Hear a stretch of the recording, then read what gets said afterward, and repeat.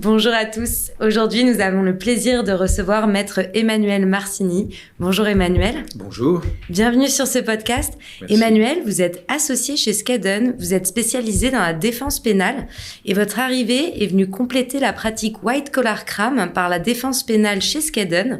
Vous avez aujourd'hui plus de 30 ans d'expérience et vous avez su vous imposer comme une figure incontournable de la défense pénale en France. Je suis ravie de vous recevoir sur ce podcast et j'ai une question que tout le monde connaît puisque j'ai coutume de la poser en introduction. Qu'est-ce qui vous a donné envie de devenir avocat ? Écoutez, si j'avais la réponse, je vous la donnerais évidemment. Je ne sais pas fondamentalement la raison pour laquelle on choisit d'être avocat, mais surtout d'être avocat pénaliste. Certains disent qu'on fait sa psychanalyse sur le dos des clients, d'autres, pour d'autres raisons. Écoutez, moi je ne viens pas d'une famille de juristes, je viens d'une famille d'horticulteurs et de commerçants. J'ai été très tôt intéressé par la politique, la chose publique, et le barreau, et notamment la défense pénale, me sont apparus assez vite comme étant un univers tout à fait approprié pour les centres d'intérêt qui étaient les miens, à savoir la chose publique, le débat de société, l'engagement, et également la rhétorique et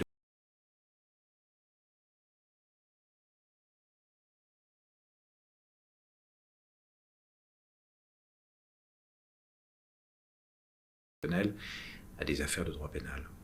Donc cet intérêt pour le droit pénal vous est venu lors de vos études ou comment s'est matérialisé justement ce choix de spécialité ? Vous savez, quand au départ, il faut se remettre il y a 30 ans, un peu plus de 30 ans, entre défendre des intérêts ou défendre des personnes, pour moi, il n'y avait pas de sujet. Défendre des personnes était une évidence. J'étais à la Sorbonne, il suffisait de descendre quelques mètres pour rentrer dans le palais de justice, dont les portes étaient encore ouvertes sur la Seine. On rentrait sans portique, sans rien. Et dès que j'avais un moment de libre, tout jeune étudiant, j'allais passer des journées dans les cours d'assises, dans les salles correctionnelles, et toute cette ambiance du palais, les robes, les débats, ces histoires humaines que l'on croisait pendant quelques minutes lorsqu'on était spectateur, n'ont fait que confirmer mon intérêt et mon envie d'aller défendre et de participer. Je n'imaginais pas ma place ailleurs. Je comprends. Et cette pratique white collar, justement, est-ce qu'elle était très démocratisée quand vous avez commencé à exercer la profession ou... comment ça s'est passé justement pour vous ? Non, au mi-temps des années 90, c'était véritablement le début des affaires pénales, dit des affaires. Le white collar crime, cette magnifique invention de communicants pour laisser penser qu'il y avait finalement une criminalité en col blanc qu'il fallait différencier d'une autre.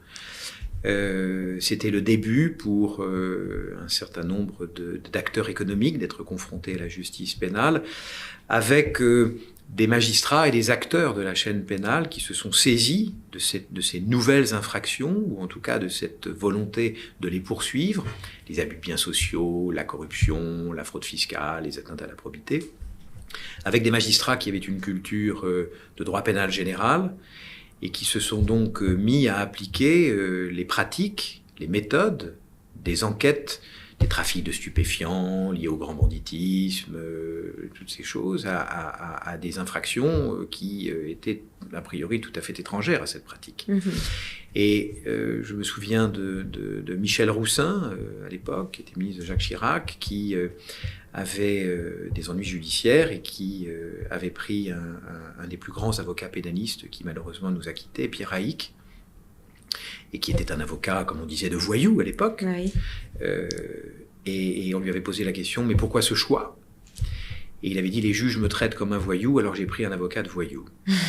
Je pense que cette formule résume bien, en fait, ce qui s'est noué au milieu des années 90. Oui.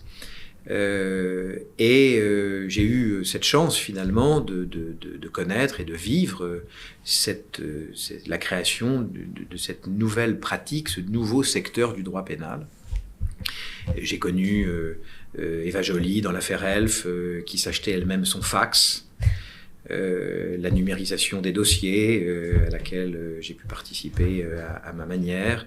Bref, à la fois dans les moyens, à la fois dans les mentalités, dans l'évolution du droit.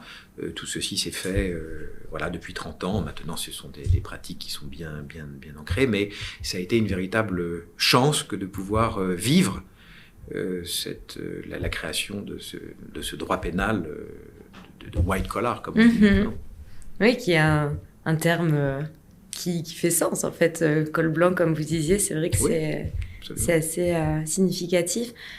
Par rapport à vos débuts en tant que jeune collaborateur, je sais que vous avez créé ensuite votre cabinet. Est-ce que vous pouvez revenir sur ce début de création de cabinet, puisque comme vous le savez, ce podcast a vocation à mettre en avant l'aspect entrepreneurial. Donc, comment est-ce que vous avez créé ce cabinet? Quels ont été les enjeux, les difficultés?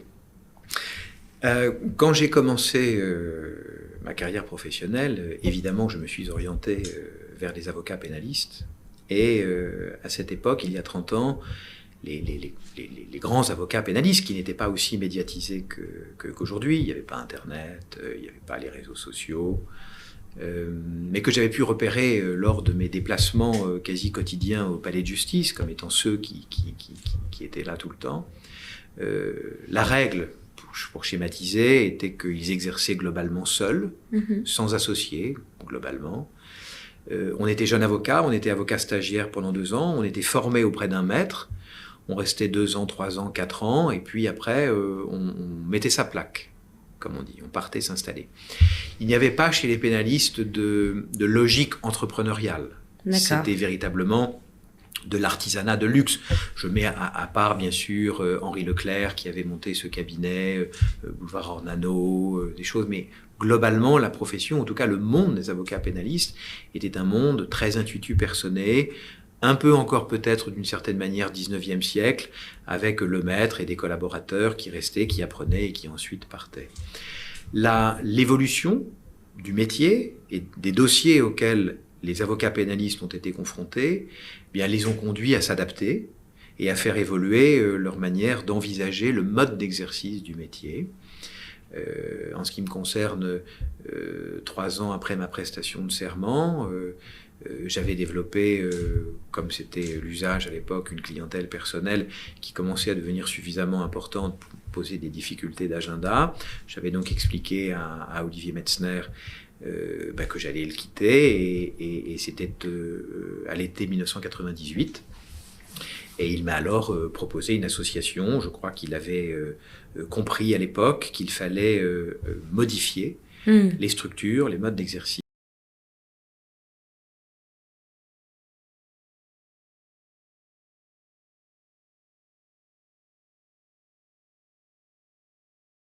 « 2013, date à laquelle il a tiré sa révérence, dans les conditions que tout le monde connaît, et qui avait fait à l'époque que nous étions à peu près une quinzaine d'avocats, et la naissance de ce qu'on a appelé les boutiques law firm.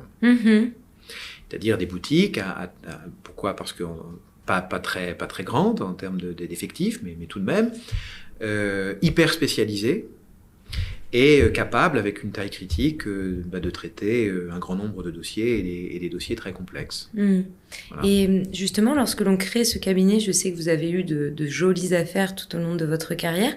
Comment vous parlez d'un portefeuille client qui devenait trop conséquent pour votre agenda à un moment donné? Comment est-ce que vous trouviez ces clients? Enfin, quelles étaient justement les choses que vous avez pu mettre en place pour participer à votre développement? Vous savez, d'abord, la période contemporaine n'a rien à voir avec la période à laquelle j'ai commencé mon activité professionnelle. Mais vous savez, dans la carrière d'un avocat pénaliste, je mets les réseaux sociaux à part et certains confrères qui malheureusement se mettent en scène eux-mêmes. Pas ça. Pendant très longtemps, c'est la notoriété du client qui participe à la création de la notoriété de l'avocat. Si vous défendez quelqu'un de célèbre, son affaire va être médiatisée. Nécessairement, son avocat va l'être dans le sillage bien sûr. de son client. Et donc, si je résume, c'est pendant longtemps, c'est le client qui fait l'avocat. Mais comment est-ce qu'on trouve un client célèbre ? Et puis, ensuite, une fois que l'avocat atteint une certaine notoriété, et puis il faut faire une différence entre la célébrité, qui parfois, on peut être célèbre, mais pas pour les bonnes raisons, et puis la notoriété, la reconnaissance professionnelle et la reconnaissance des clients. Et puis, quand l'avocat atteint cette notoriété professionnelle, assis sur des compétences, des faits d'armes, comme on dit, bien après, il y a des clients qui viennent voir l'avocat en raison de sa notoriété. C'est ce point de bascule. Quelle est cette alchimie? Quelle est cette équation? Je ne sais pas exactement comment la théoriser, et encore moins maintenant avec, évidemment, les réseaux sociaux qui permettent à tout le monde d'accéder au grand public. Comment fait-on pour avoir des clients médiatisés quand on est jeune avocat? À l'époque, la question ne se posait pas, puisque nous étions chez des maîtres qui avaient déjà une solide assise professionnelle, une notoriété, surtout une crédibilité. Et donc, en étant jeune collaborateur, on accédait déjà très vite à des dossiers complexes. Donc, la formation était absolument incroyable pour les jeunes avocats. Et c'est-à-dire que nous avions la chance, tous ceux qui ont eu la chance de commencer chez Hervé Temim, chez Pierre Haïk, chez Thierry Herzog, chez Éric Dupond-Moretti, bref, dans toute cette génération d'avocats pénalistes exceptionnels, d'avoir accès à des dossiers fabuleux. Et puis après, quand vous vous retrouvez par exemple dans des salles d'audience, que vous vous retrouvez collaborateur de votre patron et que vous avez 10 personnes dans le box et que vous devez intervenir, on se dit tiens mais c'est qui ce petit-là qui dit pas trop de bêtises, et puis vous commencez après à avoir des clients, et puis il faut pas chercher tout de suite à avoir vous savez des clients célèbres, c'est pas le but. Non, le but c'est peut-être, avant de chercher la notoriété, c'est peut-être d'acquérir les fondamentaux du métier et d'apprendre le métier. On apprend tous les jours. Vous savez, moi, après 30 ans, j'en apprends encore. Je ne prétends pas tout savoir, et loin de là. 30 ans, ça permet au moins d'avoir des réflexes, ça oui, mais il faut quand même travailler. Est-ce que ensuite la notoriété permet de développer une clientèle, puisque c'est finalement le sens de votre question? Comment fait-on pour développer une clientèle? Absolument. Je pense que la solidité, et puis le bouche à oreille, c'est surtout, à mon avis, la meilleure des publicités, parce que, vous savez, quand vous avez une affaire médiatisée et que votre nom sort dans la presse de manière mécanique, sans que vous le recherchiez, vous êtes ensuite, dans les jours qui suivent, vous recevez un très grand nombre de sollicitations, soit des gens dont les affaires n'en sont pas, soit des gens, enfin vous voyez, donc c'est sûr que quand vous allumez la lumière, ça attire. Bien sûr. Mais c'est pas le sujet n'est pas là. Après, chacun fait bien évidemment comme il le souhaite. L'idée est quand même de construire une carrière professionnelle, et ça ne se fait pas uniquement sur 2 dossiers. Vous pouvez avoir des dossiers fondateurs qui vous apprennent énormément, et on apprend toujours évidemment des dossiers, et aussi beaucoup des clients que l'on défend. Quand vous avez, pour un avocat, la chance d'avoir un client exigeant, qui vous pousse dans vos retranchements, dans vos certitudes, et ça vous conduit à être imaginatif, à remettre en cause les schémas dans lesquels on peut tous s'installer dans nos couloirs de nage. Et ça, c'est une grande chance, et j'ai eu la chance, moi, d'avoir, au long de ma carrière professionnelle, des clients qui m'ont appris énormément. Et aussi à réfléchir sur la manière d'exercer le métier. Oui. Ça, c'est vrai que ce sont des choses qu'on n'apprend pas en école d'avocat. Enfin, on apprend la technique, mais tout ce qui est relationnel, tout ce qui va finalement construire un petit peu votre personnalité en tant qu'avocat, ça s'apprend en exerçant. Vous savez, je pense qu'il y a... nous sommes à Paris plusieurs milliers. En France, finalement, on n'est pas énormément d'avocats, mais je pense qu'il y a autant de façons d'être avocat que d'avocat. Et il n'y a pas une meilleure formule par rapport à une autre. l'actualité judiciaire fait qu'on reproche à certains avocats d'avoir été trop agressifs. Quand ils sont trop agressifs, maintenant, on fait état de violences secondaires. Bref, la stratégie de défense, tout ceci, ce sont des questions tout à fait personnelles et chaque avocat est libre, dans le respect des règles, sous le contrôle d'un président qui a la police de l'audience, enfin de faire comme il le souhaite. Et puis, il faut des avocats pour tout le monde. Vous ne pouvez pas plaire à tout le monde. Et heureusement qu'il y a une grande diversité et que le barreau est très riche d'avocats absolument exceptionnels et remarquables. Et le barreau français est d'une infinie richesse. Tout à fait. Vous parliez aussi de maîtres que vous aviez à l'époque qui vous formaient. Est-ce que vous, quand vous avez créé votre cabinet, vous êtes un petit peu positionné aussi comme mentor pour les collaborateurs que vous pouviez avoir ou maître de cette façon-là? Parce que c'est vrai que on attend aussi pas mal en termes de formation de la part d'un associé, surtout quand on débute. Est-ce que c'est quelque chose qui a été évident ou né à mettre en place? Il y a quelque chose que je regrette profondément, c'est qu'aujourd'hui, ce qu'on appelait la période de stage, quand on prêtait serment, nous avions les mêmes obligations, mais plus de devoirs que les avocats. Et je pense qu'il faudrait rétablir cette période. Parce que c'est un métier difficile, très complexe, de plus en plus complexe. Et je pense qu'il est important d'être formé professionnellement. D'ailleurs, ce que l'on passe, le diplôme que l'on a, on a un certificat d'aptitude professionnelle. Et parce que entre être un très bon juriste et devenir un avocat et un très bon avocat, ou en tout cas en ayant assimilé les règles du métier, ça passe seulement par la formation. Vous savez, on est des passeurs de ballons. Notre intérêt au barreau pénal, c'est effectivement de faire en sorte que la génération qui arrive et qui prendra nécessairement notre place, il y a des talents déjà que l'on peut identifier, bien évidemment qu'il faut transmettre.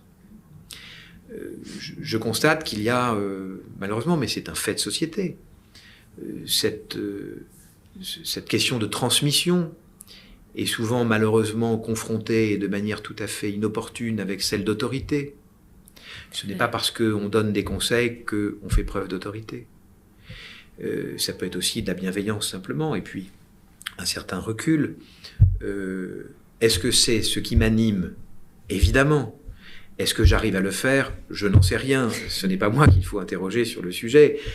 Je n'en sais pas. Mais ça m'apparaît effectivement indispensable que l'on puisse transmettre ce que nous avons récupéré de nos aînés. Et je me souviens quand j'étais tout jeune avocat, quand j'avais la chance d'être sur un banc de cour d'assises avec Jean-Louis Pelletier, Jean-Yves Liénard et tant d'autres, c'était absolument formidable. Mais ça ne m'étonne pas. Oui, puis ça permet en fait d'apprendre beaucoup aussi en s'inspirant d'autres personnes. Oui. Après, il faut être capable, je ne sais pas si être capable, mais on peut s'inspirer, mais il ne faut pas imiter. Ah ben oui, bien sûr. Et malheureusement, on voit trop souvent de jeunes avocats qui ne font pas la différence. C'est bien de prendre des références, mais il faut aussi en faire ce que l'on a envie de faire avec sa propre personnalité. Et c'est un équilibre qui n'est pas facile. Et surtout, qui doit s'inscrire dans le temps. Chaque jour, 1 millimètre. Tout à fait. Chaque fin de garde à vue, une expérience nouvelle. Chaque contact avec un magistrat, un enseignement qu'on en tire. Pour bâtir quelque chose, pour pouvoir avoir quelque chose de solide. Ce dont il faut mettre en garde, me semble-t-il, les avocats qui commencent, c'est de penser qu'ils sont déjà arrivés. On n'est jamais arrivé. La défense, c'est la remise en cause, je vous le dis, c'est le doute, c'est la conviction, c'est l'engagement, et puis c'est l'aléa judiciaire.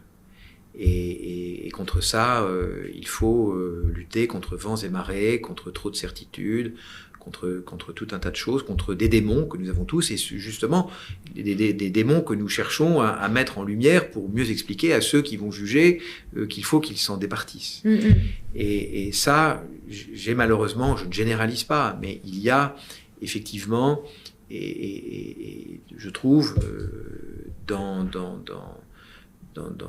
certains jeunes confrères que je vois, une absence de prise en compte de la dimension temporelle.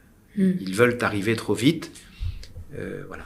Et je pense qu'il faut comprendre que construire un cabinet, l'entrepreneuriat, mettre sa plaque, construire avec des confrères avec lesquels on s'entend bien un cabinet pour partir de zéro et créer une marque, une identité qui au départ chez les pénalistes était fondée sur des individualités, c'est-à-dire comment transformer une individualité quelque chose de collectif en une marque.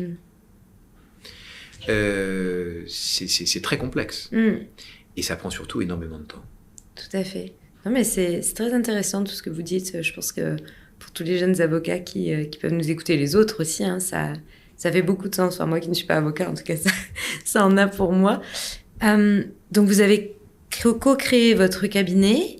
Qu'est-ce qui a fait que vous avez rejoint Skadden?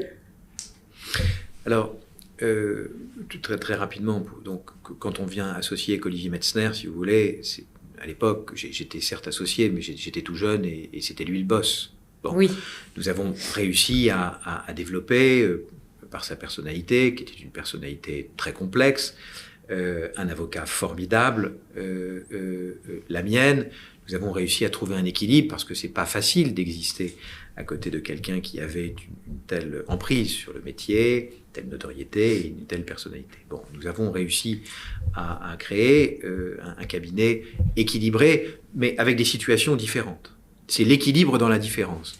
C'est un exercice pas facile, mais je pense que nous y étions arrivés. Quand en 2013,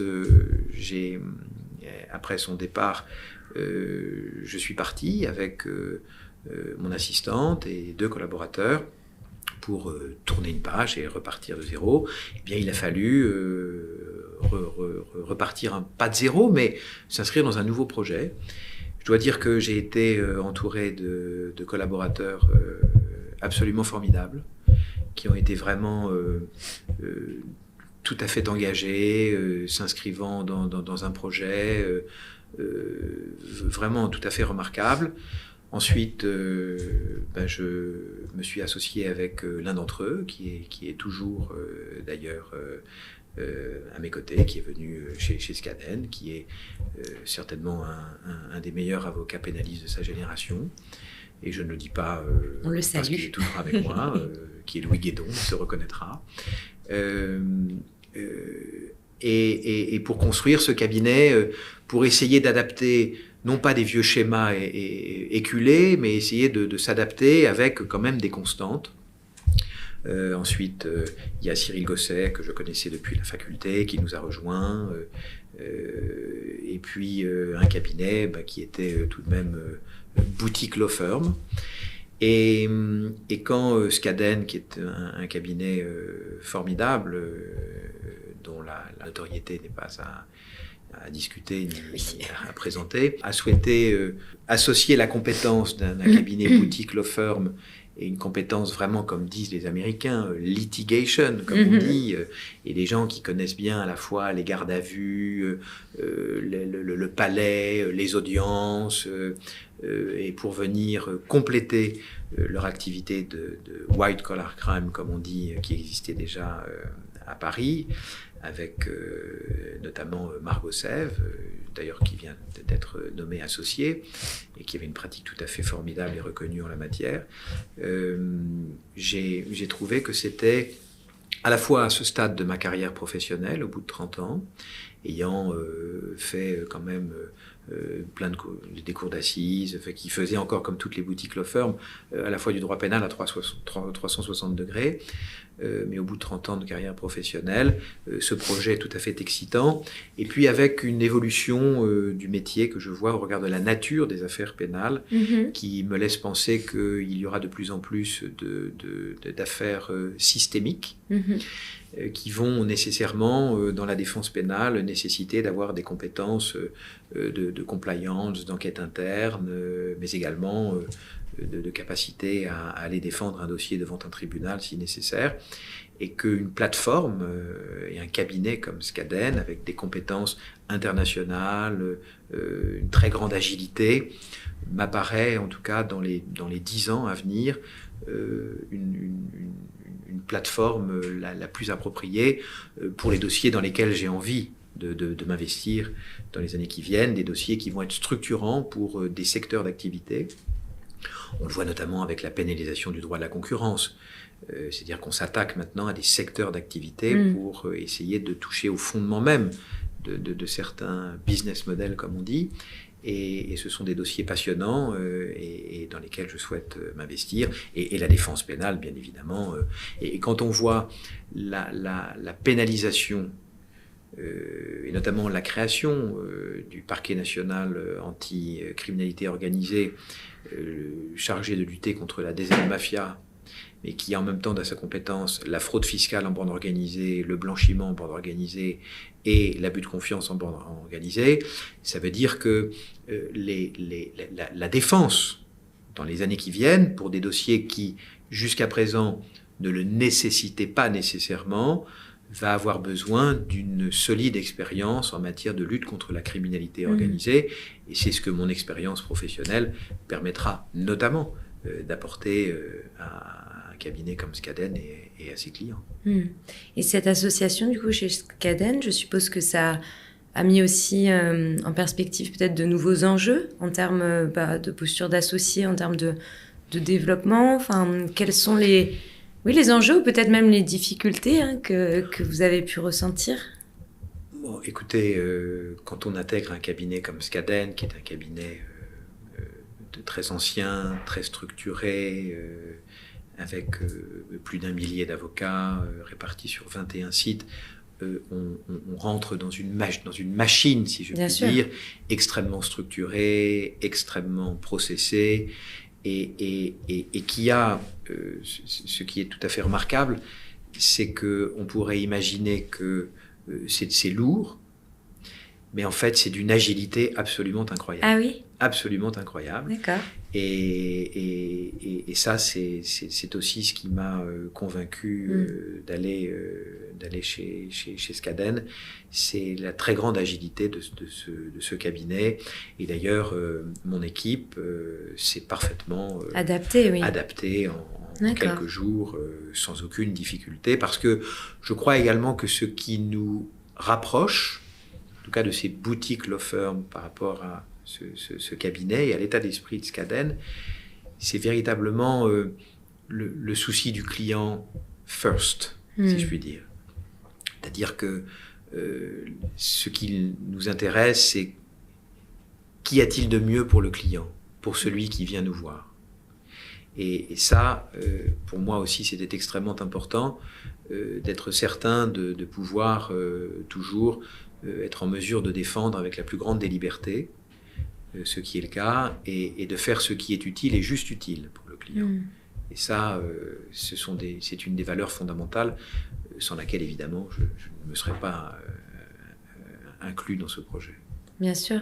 Et en termes de stratégie, est-ce qu'en tant qu'avocat associé, vous participez aussi à la stratégie de développement de Skaden ? Enfin, comment ça se passe sur ces processus? Écoutez, chaque cabinet aujourd'hui, mais que ce soit un cabinet avec 2 associés qui viennent s'installer ou un cabinet comme Skaden, tout le monde aujourd'hui a des stratégies de développement, de communication. Bien sûr. Il faut être sur les réseaux. Je ne sais pas précisément quelles sont les limites de tout cela. Voyez, mais vous avez vous pouvez participer. Mais bien évidemment que, en tout cas sur mon secteur d'activité, la question est posée et que je participe à cette réflexion de savoir en fait, ce qui est important, c'est de faire connaître précisément ce que le cabinet peut faire et les compétences que nous avons lorsque les clients sont confrontés à une problématique, et de savoir, voilà le problème que j'ai, qui vais-je appeler ? Voilà. C'est ça qui est important. C'est transmettre ce message. C'est de transmettre ce message et d'être certain de faire passer le bon message. On ne peut pas être bon en tout. C'est vrai. En tout cas, moi, ce n'est pas mon cas. Dans mon couloir de nage, ça ne nous empêche pas de réfléchir ailleurs. Mais on sait, en ce qui concerne les affaires pénales, ce que l'on peut faire. Voilà. Et justement, pour votre pratique White Collar Crime, aujourd'hui, combien vous êtes dans votre équipe chez Skadden ? Écoutez, nous sommes quasiment une 10-12 à peu près, voilà, que l'on peut mobiliser et voir un peu plus, parce que ça dépend. Nous avons également je parle de Paris, hein, oui, bien sûr. Justement, mais la réflexion chez Skadden est tout à fait différente, parce que nous avons du white collar crime à Londres, nous avons à Francfort, nous avons également aux États-Unis. Donc, en fonction des problématiques qui sont de plus en plus internationales et transfrontières, je dirais c'est quasi illimité, c'est-à-dire que on peut tout à fait demander à quelqu'un à Londres de venir travailler avec nous. Donc c'est aussi ça. Donc on ne peut pas réduire en fait cette équipe de Skadden uniquement à son effectif uniquement parisien, mais nous avons une approche beaucoup plus globale et nous mutualisons, nous parlons beaucoup, le plus souvent possible, tous ceux qui avons la même pratique pour échanger justement des pratiques, des réflexes, pour nous permettre, lorsque nous sommes confrontés à un dossier, de savoir que ça existe, de savoir que tel confrère à Londres a eu cette problématique avec un problème dans tel pays européen. Il y a beaucoup de partage en fait, vous n'êtes pas juste énormément de partage et c'est Paris. aussi cette richesse qu'offrent des cabinets comme Skadden, c'est-à-dire vraiment, il suffit d'envoyer un mail à quelqu'un pour dire avez-vous déjà rencontré cette problématique, et comme ce sont des problématiques qui ont été traitées très, très en profondeur, d'avoir tout de suite quelqu'un qui va vous donner des informations très précises et de pouvoir aussi se reposer sur des confrères dont on sait que la vie compte, c'est aussi une grande chance. C'est pour ça que je vous posais toutes ces questions, c'est pour ceux qui ne connaîtraient pas bien le fonctionnement des cabinets américains de taille similaire aux vôtres, mais c'est chouette de voir qu'il y a une synergie en fait entre les bureaux dans différentes villes et que vous pouvez tous compter les uns sur les autres. Le raisonnement d'un cabinet comme Skadden, en fait, c'est que ce ne sont pas des bureaux qui sont disséminés, vous voyez, c'est comme si nous étions tous au même endroit, en fait. Alors bien sûr, il y a des problèmes de décalage horaire, mais entre nous, il n'y a pas de frontières. C'est un seul et même cabinet, et je dois dire que de l'intérieur, c'est vraiment vrai, comme on dit. Il n'y a pas de publicité trompeuse, c'est vrai. Ça fonctionne vraiment très, très, très bien, et c'est très fluide, et c'est vraiment d'un confort exceptionnel. Oui, on le ressent dans vos mots de toute façon. Mais écoutez, Emmanuel, merci beaucoup pour votre partage. Merci pour votre retour d'expérience et toutes ces choses que vous avez pu partager avec nos auditeurs. Je vous souhaite plein de bonnes choses chez Skadden et puis à côté aussi pour toutes les affaires que vous allez pouvoir traiter. Et merci beaucoup encore une fois d'être venu sur ce podcast. Je vous en prie, merci beaucoup.